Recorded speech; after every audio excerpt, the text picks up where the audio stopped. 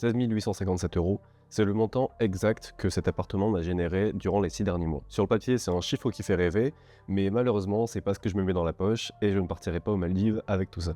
Dans cette vidéo, je vais faire ce que très peu d'investisseurs osent faire, c'est-à-dire parler ouvertement de mes chiffres. Donc on va décortiquer ligne par ligne mes dépenses et voir ce qui me reste réellement à la fin du mois et surtout à la fin de ces 6 mois. Si tu ne me connais pas, je m'appelle Sébastien, ça fait 7 ans que je suis dans l'entrepreneuriat et l'immobilier est l'une de mes activités. Donc si la thématique t'intéresse, n'oublie pas de t'abonner. Maintenant, on va décortiquer tout ça ensemble.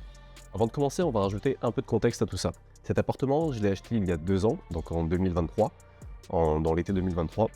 Je l'ai acheté 87 000 €, frais d'agence inclus et frais de notaire inclus, et c'était totalement une ruine. Donc j'ai rajouté, en tout cas j'ai payé 60 000 € à peu près de travaux, ce qui nous fait arriver à un total de 150 000 €. L'appartement, il est composé de 3 chambres, une salle de bain, une cuisine, une salle à manger, classique. Il est situé à Nancy, donc dans la ville dans laquelle j'habite et j'investis, et il se situe à peu près 15-20 minutes du centre-ville en voiture. Voilà, maintenant tu as le contexte de base, maintenant on passe à l'appartement directement. Donc ça fait 6 mois complets qu'il est totalement sur Airbnb. J'avais commencé à faire de l'Airbnb l'année dernière pendant 3 mois avant de le mettre en colocation étudiante pendant 9 mois. Il était rentable, jusque-là rien d'alarmant, mais je voulais quand même essayer une année complète pour avoir une année de référence sur Airbnb. Donc depuis juin 2025, il est totalement sur Airbnb et on va décortiquer les chiffres ensemble. Donc à l'heure où je tourne cette vidéo, on est en décembre 2025. Le mois de décembre est déjà partiellement loué, donc je vais peut-être avoir d'autres réservations, peut-être pas, mais en tout cas, le bilan est fixé à la date d'aujourd'hui. Donc en totalité, comme je te l'ai dit, depuis 6 mois, j'ai encaissé 16 857 €. Et pour atteindre ce montant-là, j'ai effectué au total 29 réservations, donc qui sont dispatchées entre Booking, Airbnb et même en direct, et je vais dire exactement combien de réservations viennent de quelle plateforme, etc. Donc au total, sur ces 29 réservations, j'en ai 12 qui viennent de Booking, j'en ai 13 qui viennent d'Airbnb, et j'en ai 4 qui viennent en direct. Donc quand je parle de direct, c'est généralement, en fait, c'est même que ça finalement, c'est des gens qui réservent donc sur Booking ou sur Airbnb et qui par la suite prolongent, mais on passe en direct. Voilà. Et d'ailleurs, j'ai beaucoup de mes amis qui me demandent comment je fais pour avoir des réservations en même temps sur Booking et sur Airbnb sans que ça vienne en fait en conflit au niveau de l'agenda. Parce que si une personne réserve sur Booking, eh bien ce n'est pas directement synchronisé sur Airbnb, donc des fois il se pose la question de comment je fais pour que tout soit synchronisé, pour qu'il n'y ait pas de réservation au même moment. Et bien le secret, c'est que j'utilise tout simplement un Channel Manager. C'est un logiciel finalement qui vient synchroniser justement les différents calendriers. Donc moi, ça va être Booking et Airbnb, mais tu peux très bien avoir d'autres plateformes comme Abritel, comme toutes les plateformes d'ailleurs qui existent. C'est un sujet un peu technique, en tout cas à mettre en place, mais je suis en train de réaliser une vidéo à côté de ça pour t'expliquer totalement comment j'ai réalisé moi de mon côté. Donc si tu souhaites en savoir plus, dis-le moi en commentaire et surtout, pense bien à t'abonner pour voir la vidéo qui va arriver prochainement. Revenons maintenant sur ces 16 000 €. Comme tu t'en doutes, il faut payer les charges. Donc c'est maintenant que ça se passe et on va tout décortiquer ensemble. Donc maintenant, revenons à ces 16 000 € de chiffre d'affaires. Comme tu t'en doutes, j'ai des charges à payer. Et maintenant, c'est sur l'ordi que ça se passe. Alors, donc ici, tu peux voir mon tableur que j'utilise pour suivre toutes mes dépenses, toutes mes rentrées d'argent pour l'Airbnb. Donc voilà, on voit bien qu'il y a 29 réservations, les 16 857 € de chiffre d'affaires généré. Et la plus grosse dépense, tu t'en doutes, c'est le ménage. Et au niveau du ménage, donc depuis juin, comme tu peux le voir, on est à 2 363 € de dépenses uniquement pour le ménage, la blanchisserie. Donc en termes de ménage, ça va dépendre de pas mal de choses, mais généralement, les ménages me coûtent 70 €. Et quand j'ai des plus gros ménages à réaliser ponctuellement, après une grosse réservation par exemple, eh bien mon prestataire va me facturer plus, ce qui est normal. Ensuite, la deuxième plus grosse dépense liée à cet Airbnb, c'est les commissions des plateformes, qui se trouvent ici. Donc comme tu vois, finalement, alors là c'est plutôt d'actualité parce que maintenant Airbnb c'est aligné à Booking, donc bon ça change pas énormément, mais c'est la même chose. On peut voir qu'au niveau des commissions qu'ils m'ont pris, donc sur les 6 derniers mois, ça correspond à 2175 €. Donc c'est une lourde dépense, mais on est obligé de passer par là, et c'est pour ça que c'est vachement avantageux de passer en direct, parce que derrière ça fait des commissions que je ne rétrocède pas aux plateformes. Mais encore une fois, il y a ses avantages et ses inconvénients qui feront l'objet d'une autre vidéo. Ensuite, en troisième dépense, eh bien ça va être tout ce qui est abonnement, électricité, Netflix. Donc là on voit qu'on a 1157 €. Alors tu m'excuseras, j'ai totalement oublié d'incorporer l'abonnement internet. Bon, ça s'élève à une trentaine d'euros, donc sur 6 mois ça fait à peu près 180 € de différence. Mais voilà, tu as compris le principe. On est à peu près à 1 200 € de dépenses en achats et dépenses diverses. Il y a un point crucial ici. Mes dépenses, elles sont maîtrisées justement pour garantir ma rentabilité. Pour avoir un Airbnb qui est rentable, tout cas où on maximise la rentabilité, il faut avoir une annonce qui cartonne. Et pour avoir une annonce qui cartonne, donc qui donne envie de cliquer quand on est voyageur, eh bien ça passe principalement par les photos, par un titre accrocheur et par une description qui vend. Je vois tellement d'annonces en fait qui ont des photos qui ne donnent pas envie de cliquer, qui sont prises au téléphone. Et encore une fois, attention, on peut prendre des photos au téléphone, mais encore faut-il savoir comment les faire. La photo immobilière, c'est un sujet très complexe que je maîtrise moi de mon côté parce que ça fait des années que je fais des photos immobilières. Comme je te l'ai dit, je travaille dans l'immobilier. Et sur ce sujet-là également, je compte sortir une vidéo prochainement, donc pense bien à t'abonner pour ne pas la louper. Mais en tout cas, crois-moi, les photos immobilières, c'est ce qui fait la différence entre un appartement qui va générer 6-8 000 euros de chiffre d'affaires en Airbnb et un appartement qui en génère 16 000. Donc maintenant, on revient au chiffre d'affaires. Donc une fois que j'ai payé le ménage, la commission des plateformes et les achats de dépenses diverses, eh bien tu t'en doutes, il y a également les impôts, le syndic et surtout le remboursement du prêt.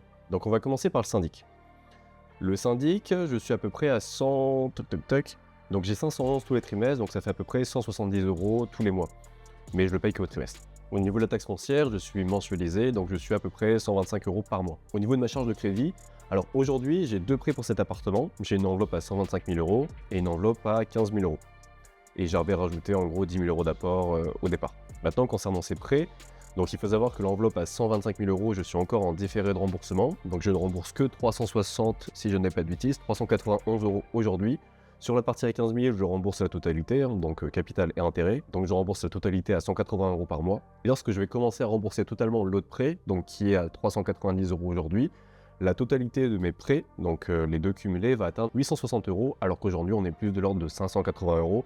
Ça fait une différence de 300 euros, mais voilà, pour que tu le saches, en tout cas mes chiffres sont basés là-dessus. Mais lorsque je vais rembourser totalement mon emprunt, eh bien mon cash flow va diminuer forcément, mais je serai toujours en positif comme tu vas le voir. Maintenant, au niveau des impôts, combien je paye? Eh bien la réponse va te surprendre, mais en même temps te plaire. Je paye 0 euros d'impôt. Pourquoi je paye 0 euros d'impôt? Eh bien tout simplement parce qu'aujourd'hui je suis au régime réel. Donc c'est-à-dire que tous les travaux, donc les 60 000 euros que j'ai réalisés, plus le bien en lui-même, eh bien je les amortis tous les ans. Donc ça veut dire que lorsque je réalise 16 000 euros de bénéfices, admettons sur une année, eh bien je viens réduire ce bénéfice à zéro grâce aux amortissements. Donc concrètement, pendant plusieurs années, je suis tranquille là-dessus, je ne paierai aucun impôt. C'est la magie de la fiscalité immobilière lorsqu'elle est bien gérée. Donc maintenant qu'on a vu toutes les dépenses, finalement il me reste combien dans tout ça? Alors comme on l'a vu, les recettes, on est à 16 857 euros.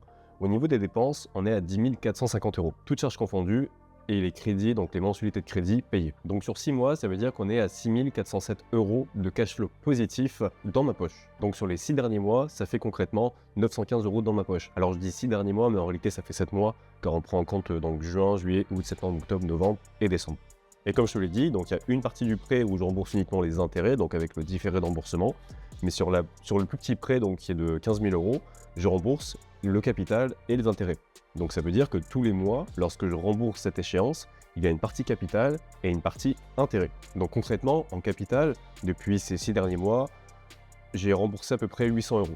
Donc ça veut dire qu'avec ces 6 400 de cash flow positif, eh bien il y a cette partie capital, donc payée par mes locataires, qui va aussi directement dans ma poche. Simplement, je ne le vois pas, mais c'est mon patrimoine qui s'agrandit. Donc concrètement, sur les 6 derniers mois, j'ai gagné 6 400 plus les 800 euros de capital. Bon, je dis 800 euros, mais on est plus à 780, mais tu m'en voudras pas. Donc au total, depuis juin, j'ai accumulé dans ma poche en net 7 187 euros. Donc entre ces 16 800 euros de chiffre d'affaires et ces 7 200 euros de bénéfices, il y a un grand écart, certes, mais il faut que tu saches que cet appartement, je dois y passer en tout et pour tout, peut-être 1 heure par semaine à le gérer. Et pourquoi je ne passe qu'une heure par semaine à le gérer? Eh bien c'est parce que j'ai une équipe de ménage qui le gère, j'ai mon channel manager qui me permet de gérer mes réservations quasiment automatiquement, j'ai des messages automatiques qui s'envoient, et surtout j'ai une boîte à clés qui permet de délivrer la clé automatiquement sans avoir besoin de ma présence. Donc tous les mois concrètement je gagne 1 000 euros environ pour 1 heure de travail par semaine. Bien évidemment ce n'est pas de l'argent facile, le travail a été investi en amont, donc durant la réalisation des travaux, durant la recherche du bien, tout ce genre de choses que tu ne vois pas forcément. Comme tu peux le voir, l'immobilier courte durée, c'est super puissant, c'est encore très rentable, mais je peux comprendre que ça fasse peur au départ. Il faut trouver un bien, il faut le mettre en location, il faut créer l'annonce, faire les photos, gérer les réservations. On va tout de suite penser qu'on va avoir des mauvais locataires, etc. Honnêtement, sur 29 réservations, je n'ai eu qu'une seule ou peut-être 2 réservations qui, je dirais pas qu'elles se sont mal passées, mais il fallait plus de gestion, plus de ménage, il fallait gérer un peu plus de messages, ce genre de choses. Mais en réalité, ça s'est parfaitement passé. Et l'année dernière, c'était la même chose. C'était encore mieux que même cette année, j'avais eu aucune réservation qui ne s'était pas bien passée. Et justement, c'est pour cette raison que je fais ces vidéos, c'est pour t'apprendre à gérer un Airbnb, et t'apprendre à créer l'annonce, à faire les photos, ce genre de choses. Et mon but, ça va être de te guider justement dans cette quête de l'Airbnb. J'ai dernièrement aidé justement un ami à créer son annonce, à faire ses photos. Donc c'est moi qui lui ai réalisé les photos en l'occurrence. Je l'ai aidé à créer donc le titre, la description, etc. Et au bout de 2 semaines, donc on a fait ça il y a 2 semaines, au bout de 2 semaines, donc il a déjà plus d'une dizaine de réservations pour le mois de décembre. Donc si tu as un appartement ou même une maison que tu souhaites mettre sur Airbnb, eh bien sache que c'est le moment de le faire. Et si tu souhaites te lancer, tu peux créer directement ton annonce Airbnb en cliquant sur mon lien en description. Donc sache que c'est un lien affilié. De ton côté, ça ne te coûte rien et de mon côté, ça vient me soutenir. Et surtout, une fois que tu auras créé ton compte Airbnb, pense bien à me suivre pour justement voir les prochaines vidéos qui vont traiter de comment créer son annonce, comment faire ses photos, comment optimiser le prix également de tes réservations, tout ce genre de choses, avec le Channel Manager également dont je te parlais précédemment. Et surtout, je te montrerai comment automatiser la gestion de ton appartement pour justement ne passer qu'une heure ou deux par semaine max pour que tu puisses avoir un revenu supplémentaire sans que ça ne te crée un deuxième travail. Donc j'espère que tu as aimé la transparence dans cette vidéo, j'espère que tu as trouvé ça intéressant. En tout cas, si c'est le cas, bien, pense à me le dire en commentaire et surtout à t'abonner à la chaîne. Et maintenant, on se retrouve dans une prochaine vidéo pour soit la photo, soit la description, je sais pas encore, mais ça va venir. À bientôt.